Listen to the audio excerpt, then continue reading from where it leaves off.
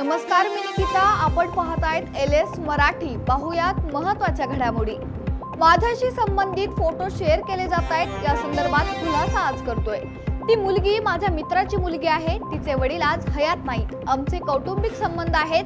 मी cyber सेलमध्ये तक्रार दिली आहे. मंत्री गिरीश महाजन यांचं वक्तव्य.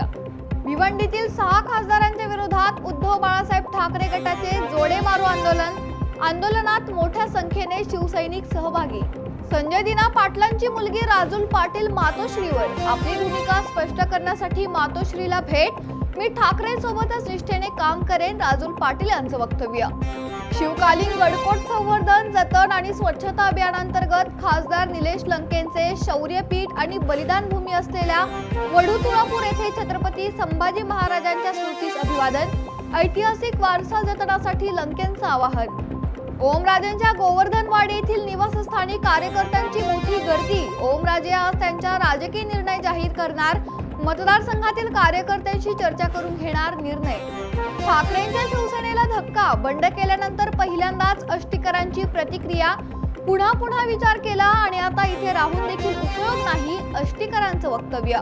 विरोधकांचा सत्ताधाऱ्यांच्या चहापानावर बहिष्कार. अल निनोच्या पार्श्वभूमीवर सरकारने काय तयारी केली? 2 लाखांपर्यंत कर्जमाफी केली, हेच सरकार सांगत फिरणार. हे बदमाशांचं सरकार आहे. भास्कर जाधव यांचा सरकारवर हल्लाबोल. अकोल्यात पातूर नगर परिषदेवर काँग्रेसचा झेंडा. हिदायत खान नगराध्यक्षपदी विजयी. पातूरच्या राजकारणात नवे समीकरण. LS मराठीच्या बातमीचा दणका. काल LS मराठीकडून संगमनेरमधील भटक्या कुत्र्यांच्या नसबंदी केंद्रातील कथित गैरव्यवहाराचा पर्दाफाश. LS मराठीच्या बातमीचा परिणाम. कर्मचाऱ्यांचे थकीत वेतन अदा. बुलढाणा जिल्ह्यातील खामगाव शहरात पाणी टंचाईचे गंभीर संकट.